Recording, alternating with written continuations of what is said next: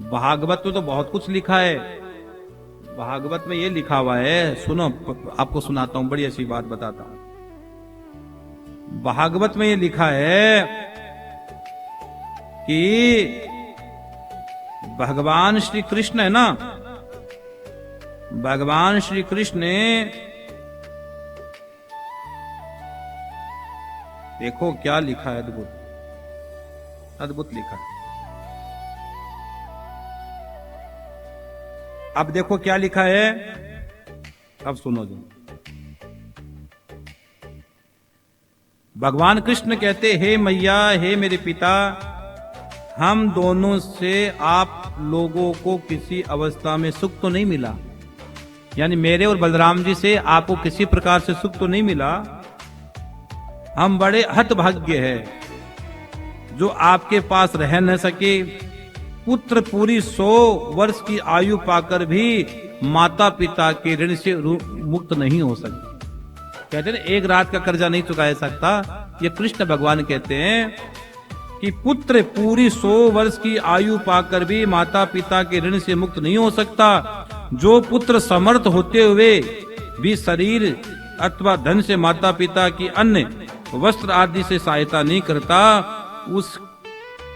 उसके मरने पर यमदूत उसी का मांस काटकर उसे खिलाते हैं। ये मैं नहीं कह रहा हूं, भागवत के 10वें स्कंद के 44वें अध्याय की कथा है। जो बेटा समर्थ होते हुए माता पिता के लिए कुछ भी नहीं करता है, उनको न कपड़े देता है, न उन दवाई दिलाता है, न उनकी सेवा करता है, न उनको भोजन करवाता है, उस बेटे के बारे में भागवत में लिखा गया है, उस बेटे उसके लिए यमदूत उसी का मांस काटकर उसे खिलाते हैं। यहां तक लिखा गया। जो मनुष्य समर्थ होते हुए भी वृद्ध माता पिता, पतिव्रता स्त्री, पुत्र, बालक, गुरु, ब्राह्मण और शरणागत का पालन नहीं करता है, वह जीवन मृत कहा गया है। वह जीवन मृतक कहा गया, मतलब जीते जी मरा हुआ बताया गया है। जो समर्थ होते हुए अपने माता पिता, गुरु, आचार्य की, ब्राह्मणों की, शरणागत में आए हुए व्यक्ति की रक्षा नहीं करता है, उसमें और मरे हुए जीव में कोई फर्क ही नहीं है, फर्क नहीं है। ये भागवत में लिखा गया है। आपकी सेवा के बिन हमारे दिन कितने व्यतीत हो गए। हे मैया, हे बाबूजी, आप हमारे अपराध को क्षमा करो। इतना कहकर भगवान कृष्ण और बलराम जी ने उनके चरण पकड़ लिए, उनके चरणों में गिर पड़े। भगवान कृष्ण चरणों में गिर पड़े। जो जगत का माता पिता है,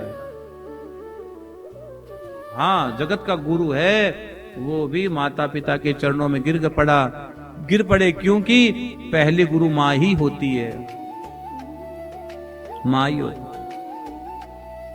और देवकी ने भगवान कृष्ण और बलराम जी को अपनी गोद में बिठा लिया, और गोद में बिठाकर छोटे बच्चे की भांति है ना, उनसे प्यार करने लगी, उनसे प्रेम करने लगी, उनका चुंबन करने लगी, माथा चूमने लगी, माथा सूंघने लगी। और मां का ममता का वात्सल्य उमड़ पड़ा, मां की ममता का वात्सल्य उमड़ पड़ा। बस भाई यही सच्चा प्रेम है। और भैया क्या है, मां ने हृदय से लगाकर स्नेह से उनके नेत्रों से आंसू की धारा बहने लगी, कंठ गदगद हो गया। भगवान कृष्ण कुछ बोल न पाए हैं, भगवान कृष्ण कुछ न बोल पाए। जहां मौन हो जाते शब्द,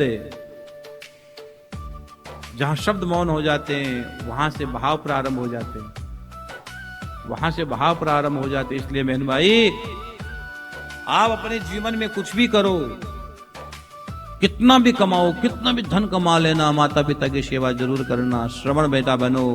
मैंने बार बार कहा, एक दिन रो के चीख पुकार के, माता पिता की सूरत निहार के, जब तक वो तेरे पास है, जब तक तू जीवन का सबसे बड़ा सौभाग्यशाली आदमी है।